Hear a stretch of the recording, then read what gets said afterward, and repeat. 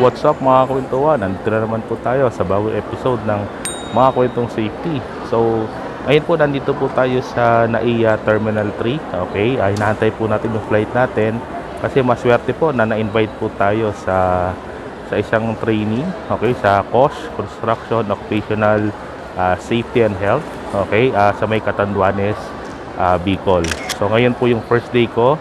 Actually, 5:10 AM po ngayon. Pagdating puro, no, wala pong pahinga, dire-diretso po, mag-start po agad ako ng training, no, around 8 o'clock in the morning. So pagbaba ko po doon sa may airport, diretso po agad ako sa venue to do the day training. Okay, so ngayon po naghahantay lang tayo ng boarding gate, okay, kasi wala pa pong nakalagay doon. Okay, so try ko pa ikwento sa inyo kasi nandun po ako for 3 days. So try ko pong hanggat kaya ko, no, ipakita po sa inyo kung ano po yung mga nangyari po. Tara po, magkwentuhan po tayo.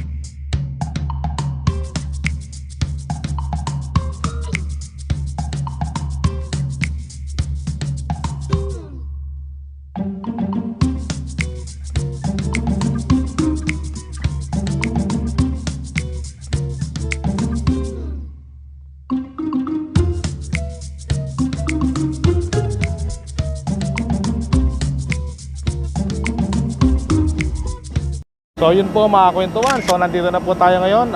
Thank God, no, safe po kami nakapag-landing dito sa Virac Airport. Na-advise po tayo na yung magsusundo daw po sa atin is nandiyan na po. So puntahan po natin. Actually meron pa ako 30 minutes para mag-prepare sa training. Okay?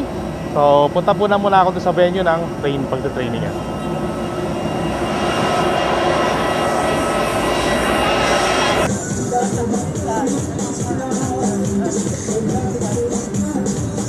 Hinahanap natin yung sundo natin.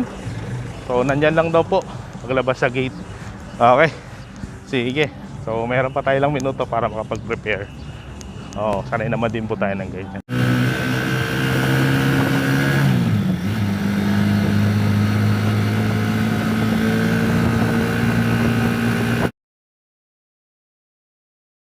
Yan, dito muna po tayo dumiretso sa room kung saan po ako mag-i-stay siguro for the next 3 days. Okay, mag-refresh lang konti kasi sa biyahe. And then diretso po sa venue. I think nasa a few minutes lang po yung venue ng training mula po dito. Okay, so mag-prepare lang po ako. Kita po tayo sa training mamaya.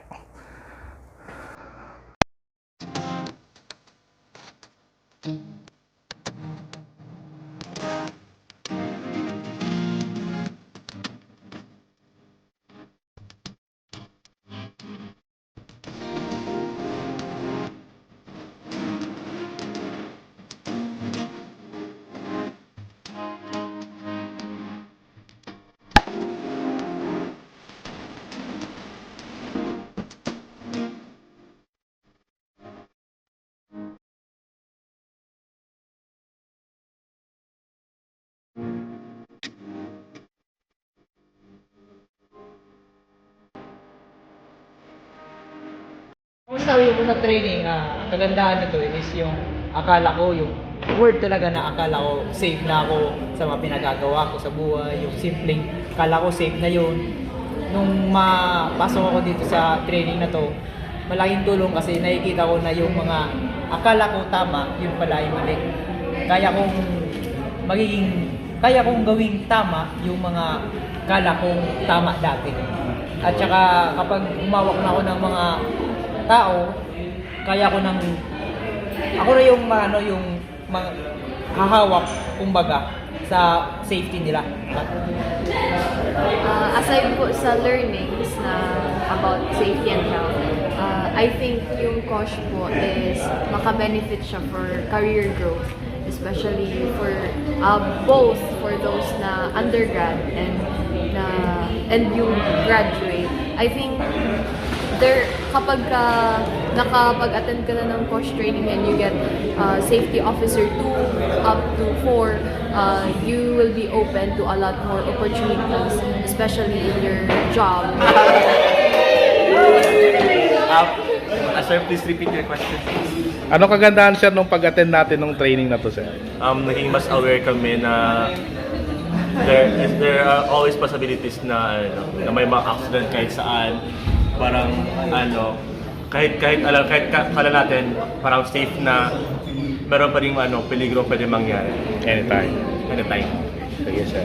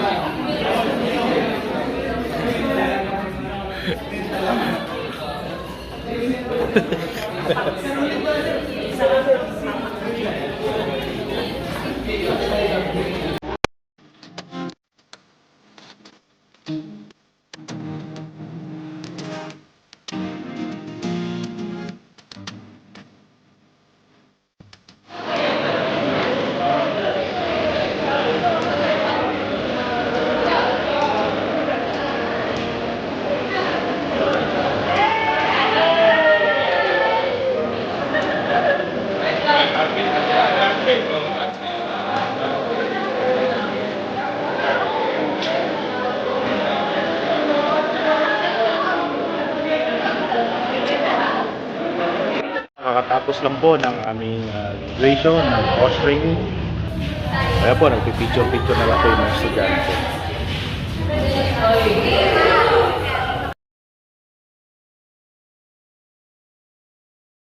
Po, no, kakatapos lang po ng course training namin. Okay, graduation po, no, nila. Kanina, puro students, no?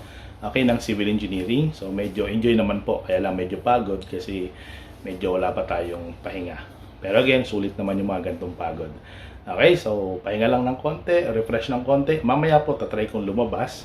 Tingnan natin kung ano po yung makikita natin sa labas. Okay?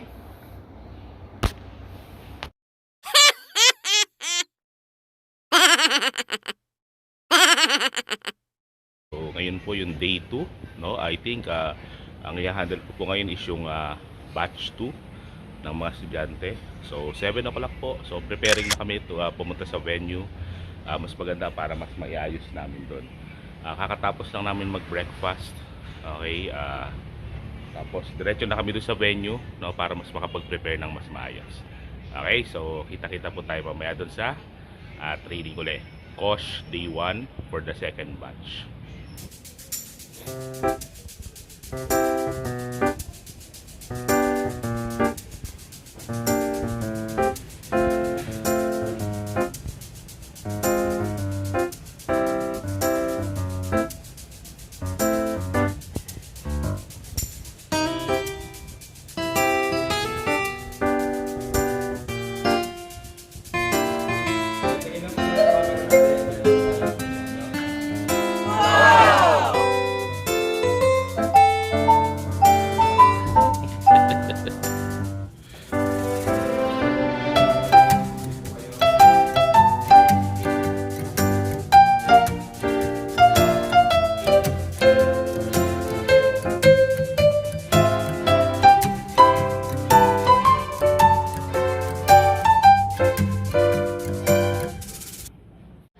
Good evening. Good evening. Good morning everyone. My name is John Lawrence Escalado. Current position 69. My goal for this life is to be a licensed civil engineer and a Viva Max artist. Artisan of our lives, we're gonna allow Okay.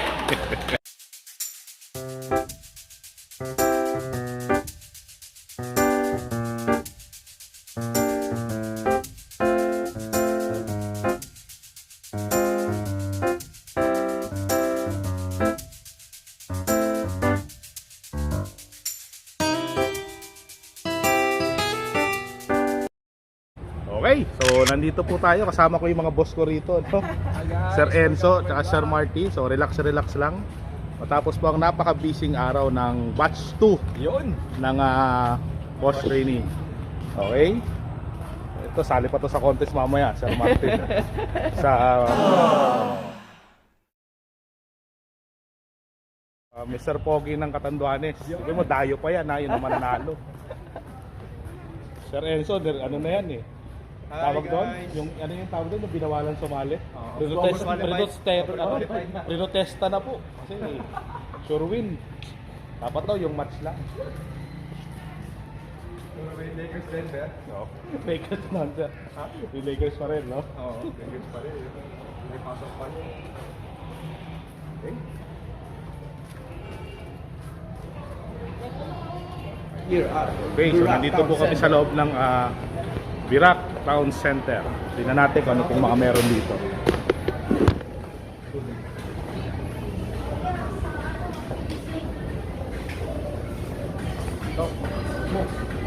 wala na yan.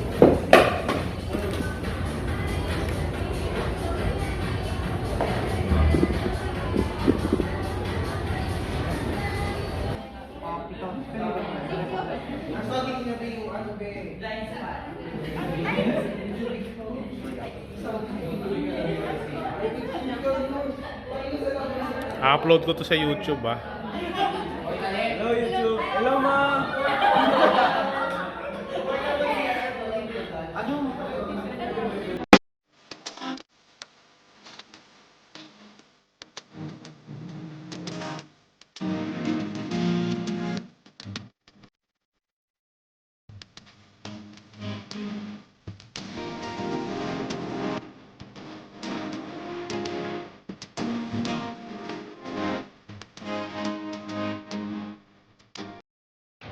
O, hanap-hanap lang po ng pasalubong kahit walang pambili.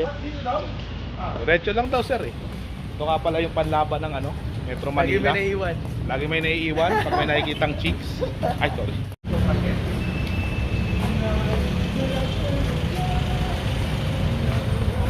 Napana, pasalubong. Si Ma'am Rich to eh. Uwi na bukas. Si Ma'am Rich, baka wala mga alam niya yun. Diba? Diretso. Ma'am Rich, ang balita may mga... Baka naman yung sinasabi niyang pasalubong. Palengke daw dyan eh. Ah, okay. Yan, tiyan lang mo rin. Sige lang sir.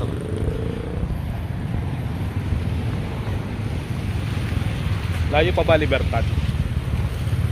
Ay sir, masabi mo sa training natin sir? Kasi sir, lagpas ano na to eh, 1 linggo na to rito eh. Dito na to nakatira si sir eh. Maghanap na ako ng asawa ko dito. Yun lang, gahanap. Kaya pala lagi may naiiwan doon. Hanap kami pasalubong. Saka na namin isipin yung pera kung nasaan yung pasalubong muna. Layo pa ba to sa Libertad? Kahapon niya yung Pasay eh. Tricycle. Ay, kahapon ba yun? Gulat siya sir eh, no? Oo, Pasay, Pasay. sabi niya. Ano, tawid dagat. Okay, kanina umulan eh, no? Ayun, titignan tayo, sabi siguro. Masyado mainit ngayon sir kasi umulan kanina eh. Hindi ko na rin kasama dito. Wala. Panap! Angel's Pizza. Virac. Hindi pala dito ah. Oo, no? Meron din pala eh. Tatapat lang tayo dun sa parang kalsada talaga kasi airport yun eh. Pero meron din palang ganito, no? Oo nga. Angel's Pizza.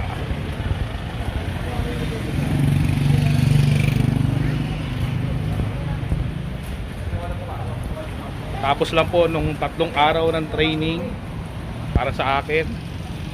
Okay, puro estudyante po. Batch 1 and batch 2. The future civil engineers. Future civil engineers and safety officer po. Ano? Ilan yan? Tao mo? Ha? Wawala na ako ah. Sakayan dito pa Libertad. O kaya kahit papuntang Makati. Malayo na to eh. Nagkamali ako ng baba. Nasaan na ba ako banda? Bahala na. Sige, lalakad-lakad na lang ako. Di ko na alam kung nasaan ako. Kaya may LRT dito. Pasay Top.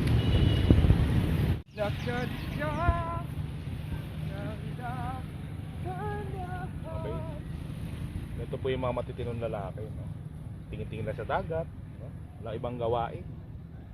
Trabaho lang, trabaho dagat lang po kami. Matitinong lalaki po kami. Pagtapos ng trabaho, dagat lang, silip-silip. No? Mahirap may bisyo. Wala. Ito, mga idol ko tong dalawan to, mga mapupunta ka sa tuwid na daan pag sumasama ka dito eh. Tama. Kaya ako, sama lang ako ng sama eh. Yun ang dagat ng Catanduanes. Kasi Pacific Ocean. Nga eh. Okay, no? Bundok oh. Pag na yung mamaya.